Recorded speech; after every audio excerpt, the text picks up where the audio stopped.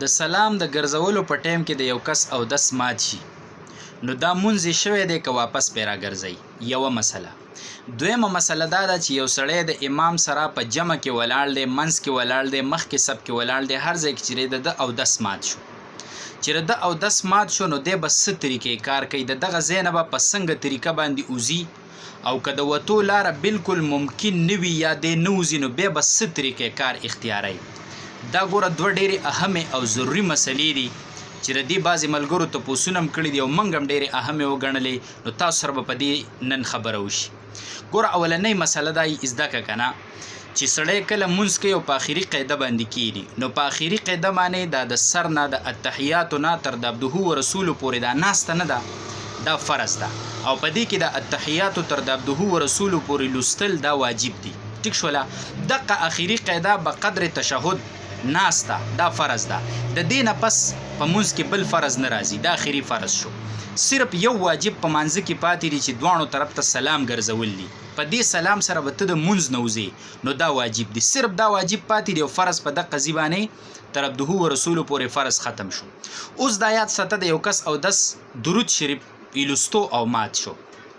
یا د اللهم ربنا ویلا او اودس په دغه ټیم کې مات شو، یی اللهم ربنا خو پوره کړی ده خو سلام یې لا نه دی اړولی چې اودس یې مات شو. ګوره دې ته سوچ کوه،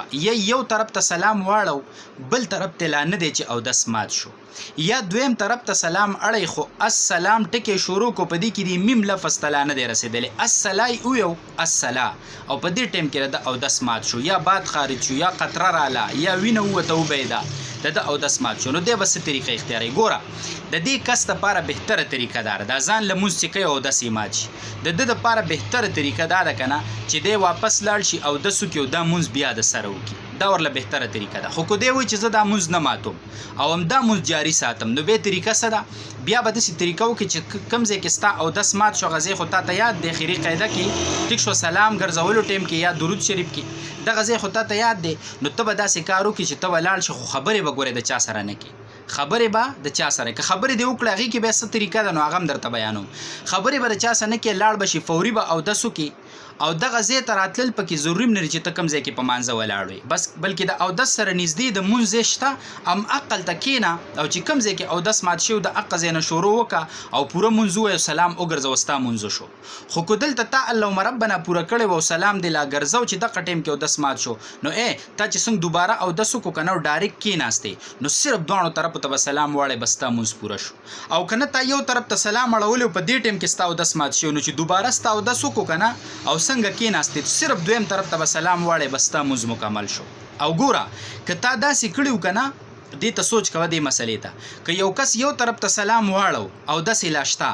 دویم طرف ته چې د سلام اړو که نه نو السلام لفظ د پوره کو، ګوره علیکم ورحمت الله نه یادوم ښه دغه واجب نه دی، دا السلام لفظ دویم طرف ته اړولو کې دا السلام لفظ څه دی دا واجب دی. السلام لفظ د پوره کو او د اودس مات شو نو بیا مونځ پوره شو، مونځ کمپلیټ دی، واپس نه مونځ راګرځولو ته ضرورت شته او نه اودس کولو ته ضرورت شته. که دی نور مونځ کوي نو اودس دې وکړي، خو دغه ځای پورې چې کله د السلام لفظ ویلی دی نو که علیکم ورحمت الله ورپسې ویلی هم نه دی او دغه ځای کې د اودس مات شو نو د ده مونځ څه دی پوره دی، مونځ راګرځولو ته بیا جت نشته. خو که السلام لفظ کې دی میم ته نه ورسېدلی او اودس یې مات شو نو ګورئ بیا هم د ده نه واجب پوره شوي نه دي، نو دی به واپس دغه طریقه کوي، دا د بنا طریقه ده. خو ګوره که داسې وشو چې د اودس مات شو او دی فوري د اودس دپاره لاړی او د چېرته خبرې وکړې،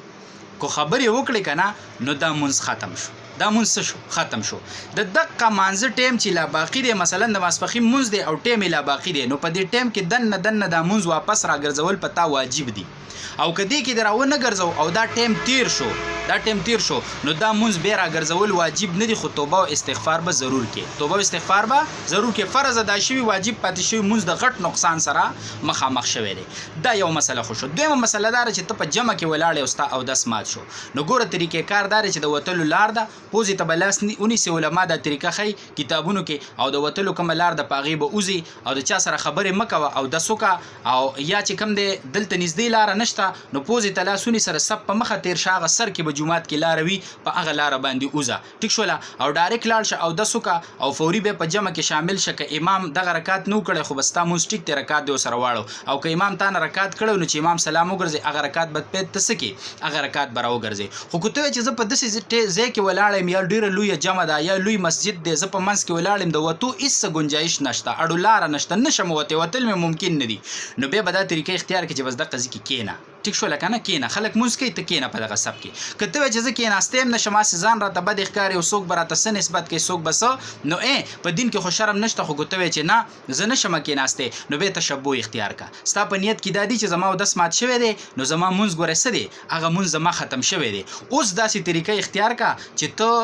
دقل ته د مونږ والا سره اسی قیام ته پاسا رکوع ته راځه سجدي ته چې هغوی څه کوي هغه ورسره تم کوه ته تشبوه کوه پښتو کې به زه ساده پښتو کې معنی وکړم چې د هغوی طریقې کار اختیار کا بس هغوی په شان کوه ټیک شوله ته پکې ذکر هم کولی شي تسبیحات هم پکې ویلی شي خو لکه ستا نیت به دی چې زما ګورې دا مونځ څه دی او دس مې مات شوی دی زه هسې د دوی سره څه کومه کینم پاسم چې په ما باندې دا خلک پوهه نه شي دا دوه ګوره ډېرې اهم او ضروري مسلې وي او ډېرو ملګرو ته به د دې پته نه وي نو برای کرم چې تاسو شیر کوئ چاته په مانځه کې اساني راشي یو